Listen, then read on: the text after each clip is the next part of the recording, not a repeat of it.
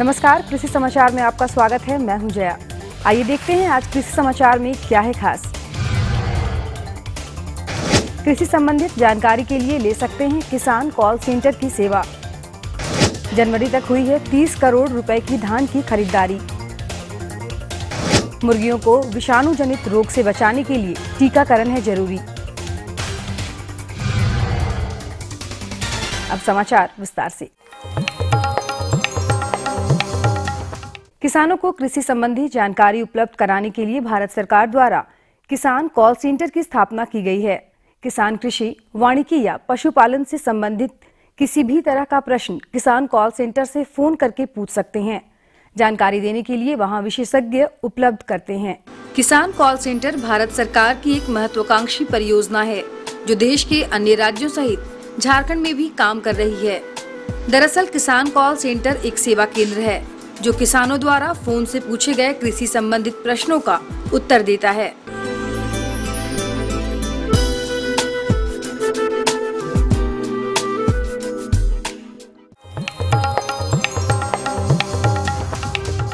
सहकारिता विभाग और खाद्य आपूर्ति विभाग के साझा प्रयास से जनवरी अंत तक लगभग 30 करोड़ रुपए की धान की खरीदारी की गई है। राज्य के कुल 809 लैंप्स और पैक्स के माध्यम से अब तक कुल 24,136 मीट्रिक टन धान की खरीदारी की गई है। पिछले वर्ष 432 करोड़ की लागत से लगभग 4 लाख मीट्रिक टन धान की खरीदारी की गई थी, जबकि इस वर्ष जनवरी अंत तक 30 करोड़ रुपए की लागत से 24,136 मीट्रिक टन धान की खरीदारी की गई।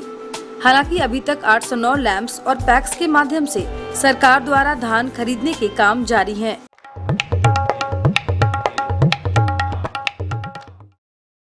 ब्रॉयलर मुर्गियों में आमतौर पर 3 तरह के विषाणु जनित रोग होते हैं, आईबी, रानीखेत और गंबोरो। इन बीमारियों से मुर्गियों को बचाने का सबसे सफल उपाय है कि जो चूजे 3 से 5 दिन के आयु वाले हैं उन्हें आईवी का टीका दिला दें। 5 से 7 दिन वाले को रानीखेत और 11 से 13 दिन वाले को गंबोरो का टीका दिला दें। ब्रॉयलर मुर्गियों में होने वाली विषाणु जनित बीमारियां खासकर कम उम्र की मुर्गियों को अपनी चपेट में लेता है।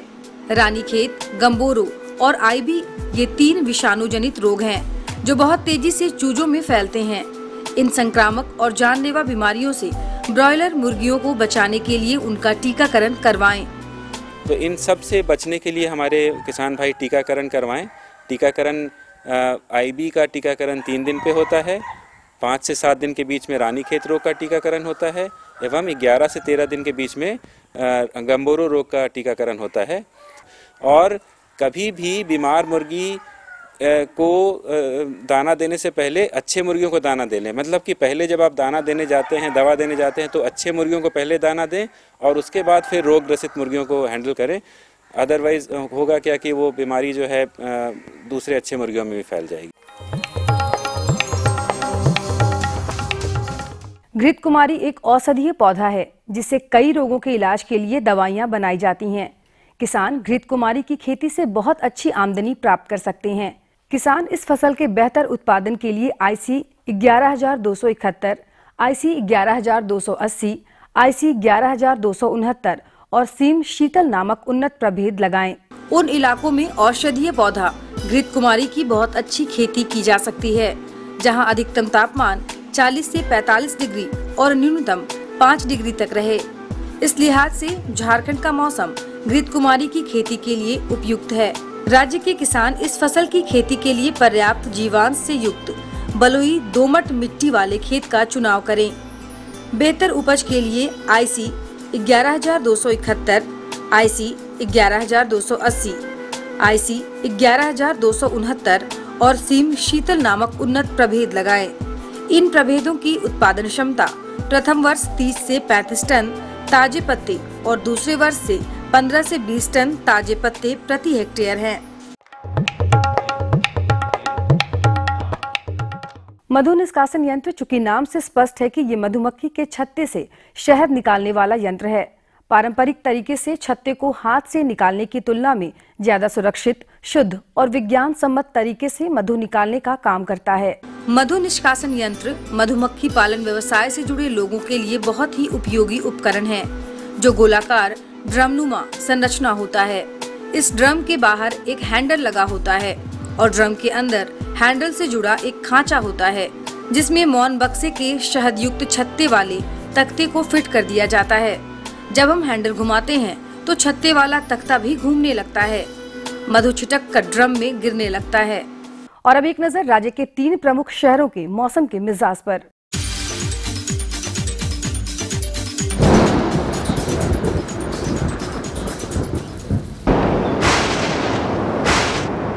आज राज्य के 3 प्रमुख नगरों के अधिकतम और न्यूनतम तापमान कुछ इस तरह दर्ज किए गए।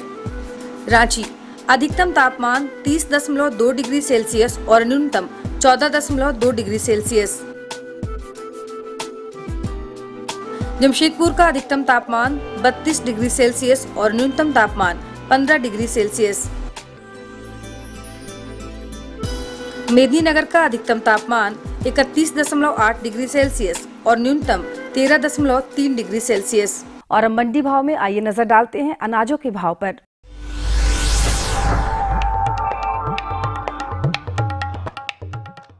आज कृषि उत्पादन बाजार समिति पंडरा रांची में विभिन्न खाद्यान्नों के थोक भाव कुछ इस प्रकार दर्ज किए गए। चावल मोटा 1850 रुपए से 2000 रुपए, चावल मध्यम 2100 रुपए से 2200 रुपए, चावल उत्तम 2250 रुपए से 2400 रुपए, गेहूं 1500 रुपए से 1600 रुपए, चना 4750 रुपए से 4900 रुपए, दाल अरहर 6650 रुपए से 6950 रुपए, दाल मसूर 4350 रुपए से 4600 रुपए, दाल चना 4850 रुपए से 6050 रुपए, सरसों तेल 10100 रुपए से 10150 रुपए, चीनी 3200 रुपए से 3350 रुपए, आलू 600 रुपए से 650 रुपए और प्याज 1700 रुपए से 2100 रुपए प्रति क्विंटल रहा। कृषि समाचार में आज इतना ही। अगले दिन अगले अंक में फिर मुलाकात होगी कुछ ताजा तरीन खबरों के साथ। तब तक के लिए दीजिए इजाजत। नमस्कार, जोहार।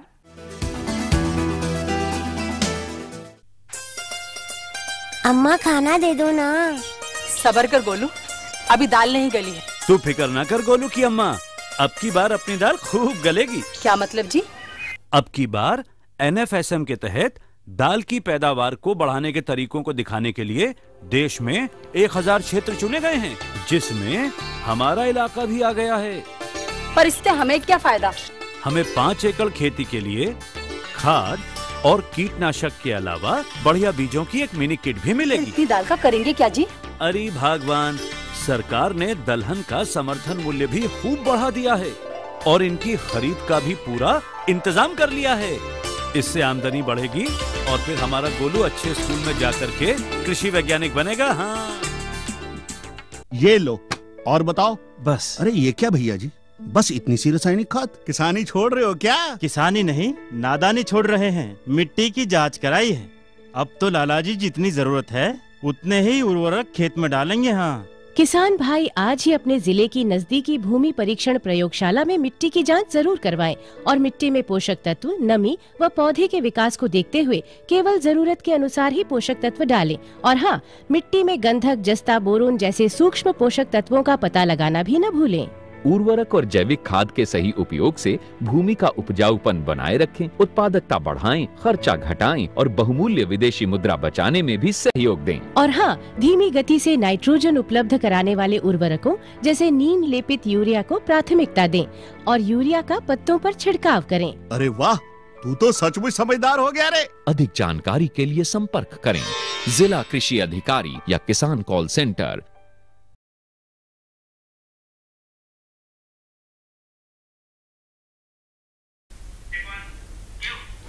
किसान भाइयों नमस्कार। कृषि दर्शन कार्यक्रम में आप सभी का बहुत बहुत स्वागत है। किसान भाइयों, कहा जाता है सफल देश समृद्ध किसान अगर हो खेती बाड़ी का समुचित ज्ञान। किसान भाइयों तक खेती बाड़ी की जानकारी पहुंचाने के लिए तमाम तरीके अपनाए जाते हैं। वर्तमान युग सूचना क्रांति का युग है और इस युग में टेलीफोन, इंटरनेट इत्यादि जो साधन हैं वो किसानों को तमाम जानकारियां उपलब्ध कराती हैं। किसान भाइयों, अक्सर आप हमारे कार्यक्रम के दौरान देखते हैं कि हम आपको एक टोल फ्री नंबर के बारे में बताते हैं। एक विज्ञापन के तहत आप देखते हैं कि किसान भाई कई तरह की जानकारियां विशेषज्ञों से घर बैठे प्राप्त करते हैं। जी हाँ किसान भाइयों, आप सही समझ रहे हैं, हम किसान कॉल सेंटर की बात कर रहे हैं। किसान कॉल सेंटर क्या है, किसान भाई इससे किस तरह से लाभान्वित हो सकते हैं, किस तरह से इससे जुड़ सकते हैं, ये तमाम जानकारियां आज हम इस कार्यक्रम के तहत आपको दे रहे हैं। और इस संबंध में बातचीत करने के लिए हमारे साथ हैं डॉक्टर सुशील झा सुमन, जो कि बिरसा कृषि विश्वविद्यालय में किसान कॉल सेंटर के प्रभारी हैं। सर, आपका इस कार्यक्रम में बहुत बहुत स्वागत है। नमस्कार। नमस्कार, जोहार किसान भाई। किसान भाइयों, अगर आप किसी भी तरह की जानकारी चाहते हैं किसान कॉल सेंटर के बारे, तो आप हमारे फ़ोन नंबर 065122826007 पर संपर्क कर सकते हैं। तो आप मिलाइए फ़ोन और जुड़िए हमारे साथ। इससे पहले कि आपका फ़ोन हम तक पहुँचे, हम डॉक्टर साहब से ये जानना चाहेंगे कि हम अक्सर अपने कार्यक्रमों के दौरान भी देखते हैं कि एक विज्ञापन आता है किसान कॉल सेंटर। आखिर किसान कॉल सेंटर जिसकी हम बात करते हैं, किसान कॉल सेंटर है क्या? जी हाँ किसान भाइयों, किसान कॉल सेंटर भारत सरकार की एक महत्वाकांक्षी परियोजना है, जिसके अंतर्गत किसान भाई घर बैठे अपनी समस्याओं का समाधान टेलीफोन पर ले सकते हैं। तो ये इसकी स्थापना कब हुई?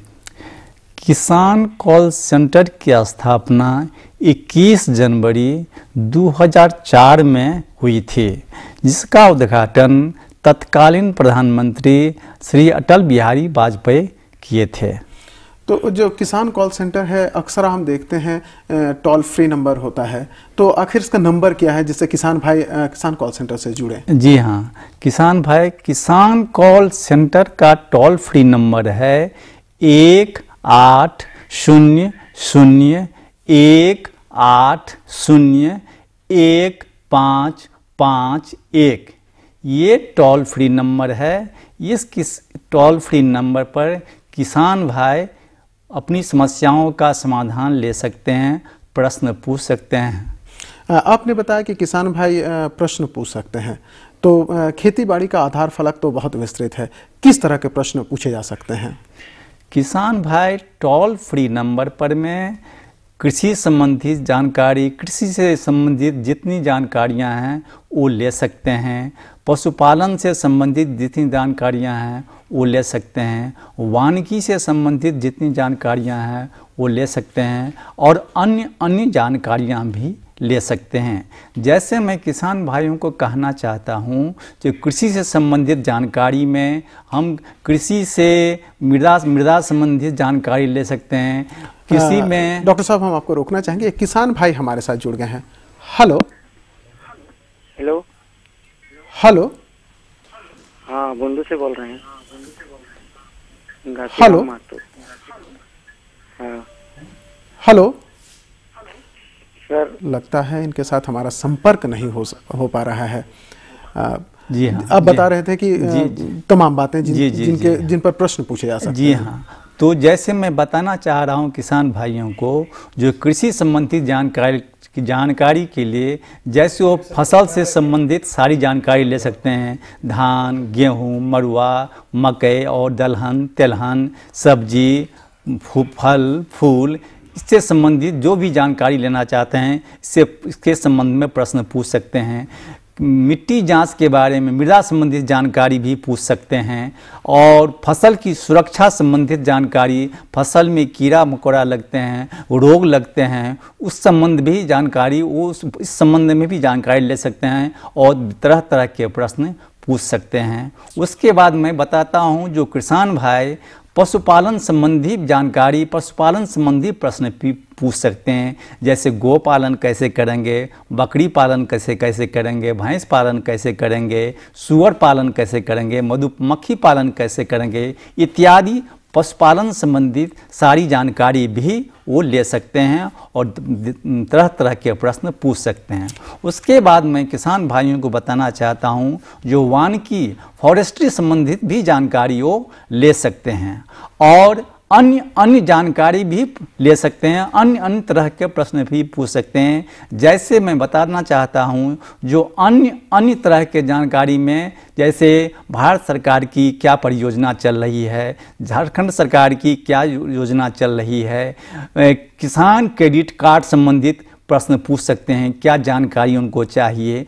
फसल बीमा संबंधित जानकारी ले सकते हैं, फसल बीमा संबंधित किस फसल की कब तक तिथि है, कब तक ये फसल क्रॉप हम फसल इंश्योरेंस करवा सकते हैं, फसल का बीमा करवा सकते हैं, ये जानकारी भी ले सकते हैं। और अन्य जानकारी में बहुत तरह के प्रश्न जो कृषि संबंधित जो भी भारत सरकार की योजनाएं चल रही हैं उस संबंधित भी प्रश्न पूछ सकते हैं। यानी कि प्रश्न पूछने का जो आधार फलक है वो काफी विस्तृत है। जी इसमें सिर्फ कृषि ही नहीं, पशुपालन है, कृषि वानिकी है, बीमा संबंधी चीजें हैं, तमाम जानकारियां किसान भाई इससे प्राप्त कर सकते हैं। जी हाँ। ये तो है, लेकिन कई बार कई किसान फोन मिलाते हैं, वो जानना चाहते हैं कुछ बातें, लेकिन उनको ये डर होता है कि इसमें कहीं पैसा उनका ना लग जाए। तो क्या व्यवस्था है? टोल फ्री नंबर है, ये किसान भाई क्या समझे इसके बारे में? जी हाँ, मैं ये किसान भाइयों को समझाना चाह रहा हूँ, बताना चाह रहा हूँ, जो ये भारत सरकार द्वारा टोल फ्री नंबर है। ये जैसे झारखंड राज्य में 24 ज़िले हैं, वो 24 ज़िले से कहीं से ये इस टोल फ्री नंबर पर, जैसे मैं एक बार पुनः ये टोल फ्री नंबर बताना चाह रहा हूँ, जो 1800-180-1551 ये टोल फ्री नंबर है। इस पर में किसान भाई 5 मिनट, 10 मिनट, बिल्कुल 15 जितना वक्त चाहे वो बात कर सकते हैं, इसके लिए कोई शुल्क नहीं लगेगा। इसके लिए कोई शुल्क नहीं लगेगा। रोकना चाहेंगे, किसान भाई हमारे साथ जुड़े हुए हैं। Hello hello,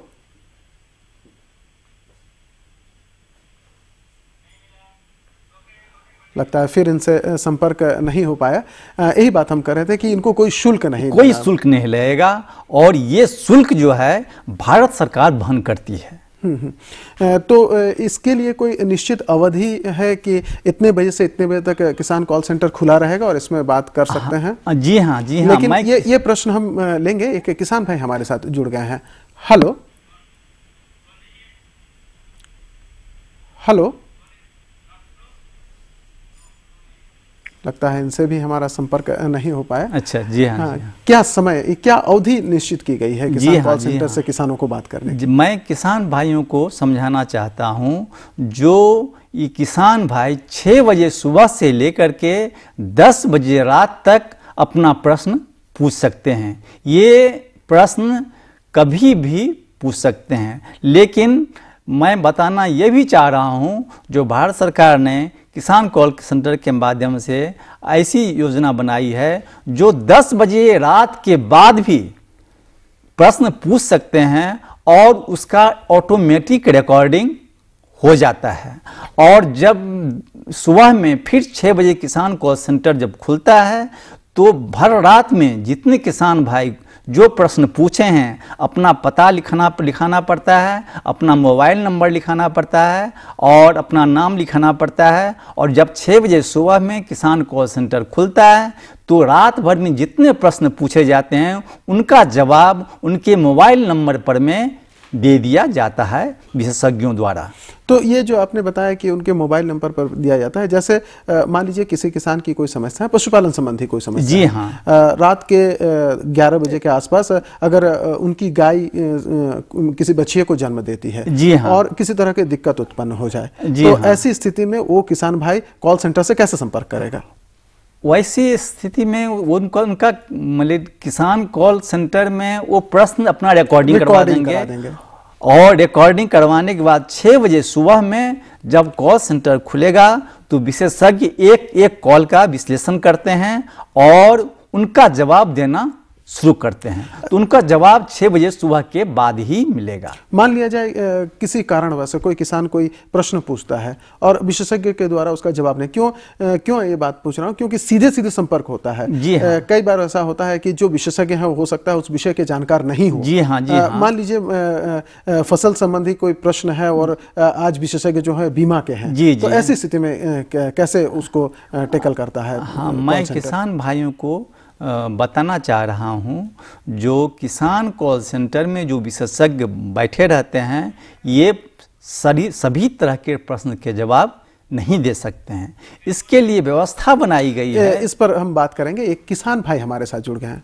hello hello hello hello, लगता है एक बार फिर हमारा संपर्क उनके साथ टूट गया है।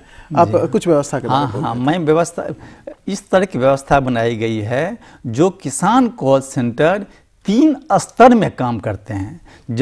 मैंने किसान भाई ये समझते हैं, जो 3 स्तर समझना चाहेंगे उस 3 स्तर क्या है। जो किसान कॉल सेंटर में 6 बजे सुबह से 10 बजे रात तक विशेषज्ञ बैठे रहते हैं, उसमें 3 शिफ्ट चलता है। एक शिफ्ट चलता है 6 बजे सुबह से लेकर के 2 बजे दिन तक।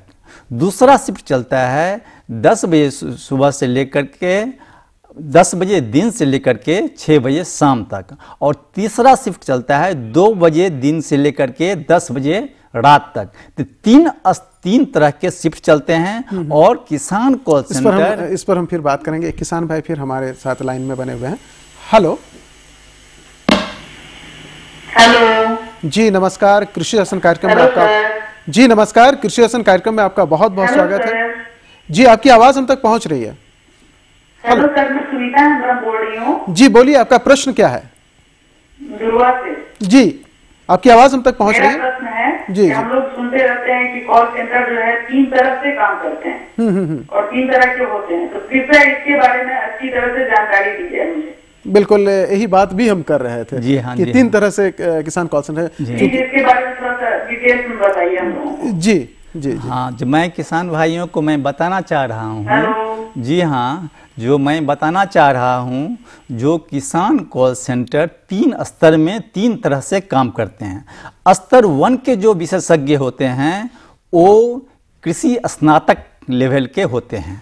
और कृषि स्नातक लेवल के कुछ प्रश्न ऐसे होते हैं जो विशेषज्ञ जवाब नहीं दे पाते हैं किसान भाइयों को। तो उसके लिए स्तर 2 लेवल 2 बनाया गया है, जो वहाँ से कॉन्फ्रेंस द्वारा कॉन्फ्रेंसिंग करके जो बिरसा कृषि विश्वविद्यालय में एटिक है वहाँ पर में स्तर 2 लेवल 2 के वैज्ञानिक बैठे रहते हैं विभिन्न विषय के। और किसान भाई को जो स्तर 1 के वैज्ञानिक होते हैं वो कॉन्फ्रेंसिंग करके किसान भाई को समस्या का समाधान स्तर 2 के वैज्ञानिक से करवा देते हैं। वो जो चूंकि स्तर 2 के वैज्ञानिक बिरसा कृषि विश्वविद्यालय में वैज्ञानिक एवं प्रोफेसर होते हैं, वो उनके जानकारी का क्षेत्र विस्तृत होता है। बिल्कुल। और अपने अपने विषय के विशेषज्ञ रहते हैं। बिल्कुल। तो उनकी जानकारी जो है वो विशेषज्ञ दे देते हैं। डॉक्टर साहब, उम्मीद करते हैं कि हमारे किसान भाई को इसका जवाब मिल गया होगा, लेकिन एक किसान भाई हमारे साथ किसान भाई हमारे से जुड़ गए, उनका फोन हम पहले ले लेते हैं। हेलो हेलो जी, स्वागत है आपका।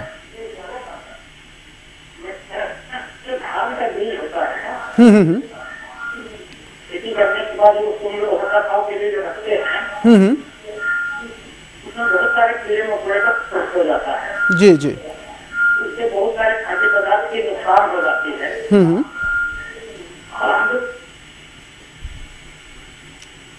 जी, आप अपना प्रश्न आगे भी जारी रखें। हेलो हेलो, लगता है एक बार फिर उनके साथ संपर्क टूट गया। जी जी। मैं बताना चाह रहा था। और स्तर 3 लेवल 3 के भी किसान कॉल सेंटर होते हैं। कुछ प्रश्न ऐसे होते हैं जो लेवल 2 स्तर 2 के जो वैज्ञानिक हैं वो भी नहीं जानते हैं। जैसे कोई योजना, भारत सरकार की कोई योजना, नई नई योजना आई है या कोई पॉलिसी मैटर है, उससे संबंधित किसान प्रश्न कर देते हैं, तो लेवल 2 के साइंटिस्ट जो हैं वो लेवल 3 के साइंटिस्ट से कांटेक्ट करते हैं और किसान भाई का नाम, पता, एड्रेस, ईमेल, मोबाइल नंबर ले लिया जाता है और 72 घंटे के अंदर में लेवल 3 के साइंटिस्ट जो होते हैं वो होते हैं dean, directors, vice chancellors, director agriculture, joint director agriculture, वो हाई लेवल के अथॉरिटी होते हैं जो पॉलिसी मैटर डील करते हैं। तो लेवल 2 के साइंटिस्ट जो हैं वो लेवल 3 के साइंटिस्ट से कांटेक्ट करके उस पॉलिसी संबंधित जानकारी ले करके और 72 घंटा के अंदर में उस किसान को उस मोबाइल नंबर पर में या ईमेल पर में या फैक्स नंबर पर में उनको जानकारी दे देते हैं।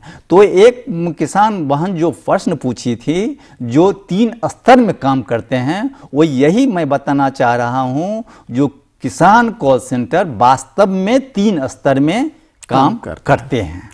जैसा कि कई बार ऐसा होता है कि कोई ऐसा किसान है जो मिलाना चाहता है और कई बार व्यस्तता दे होते हैं, क्योंकि पूरे राज्य भर के किसान इसमें जुड़े हुए होते हैं।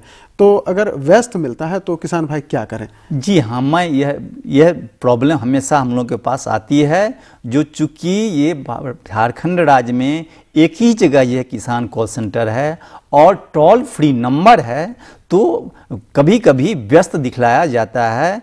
तो किसानों को ट्राई करते रहना चाहिए। चूँकि एक किसान जब प्रश्न पूछना शुरू कर देते हैं तो कोई 2 मिनट पूछते हैं, कोई 10 मिनट पूछते हैं, कोई 5 मिनट पूछते हैं, तो टाइम लगता है। जब तक उनका प्रश्न नहीं खत्म हो जाएगा तब तक वेट करना पड़ता है। लेकिन आजकल ऐसी व्यवस्था की गई है जो एक बार में 3 किसान बात कर सकते हैं।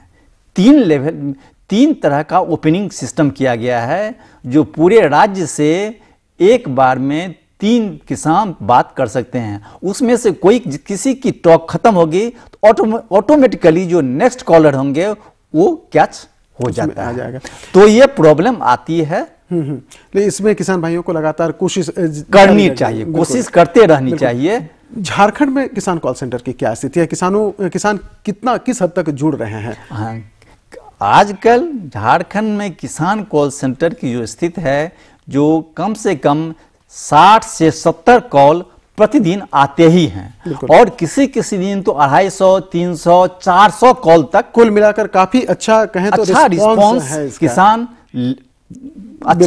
किसान की तरह से मिल रहा है और अपने झारखंड के किसान जागरूक होते जा रहे हैं। तो किसान भाइयों, जैसा कि आपने सुना कि किसान कॉल सेंटर जो है ये काफ़ी महत्वपूर्ण हिस्सा है खेतीबाड़ी का। आप इससे जुड़ सकते हैं, घर बैठे अपनी समस्याओं का समाधान कर सकते हैं और आप इससे जुड़े। हम चाहेंगे कि आप इससे जुड़कर इससे लाभान्वित हों, अधिक से अधिक लाभ प्राप्त करें, आप सुखी हो, संपन्न हो। इन तमाम शुभकामनाओं के साथ कृषि दर्शन की पूरी टीम को फिलहाल दीजिए इजाज़त। अगले कार्यक्रम में फिर होगी आपसे मुलाकात। डॉक्टर साहब, आप हमारे कार्यक्रम में आए, इसके लिए आपका बहुत बहुत धन्यवाद। धन्यवाद किसान भाइयों।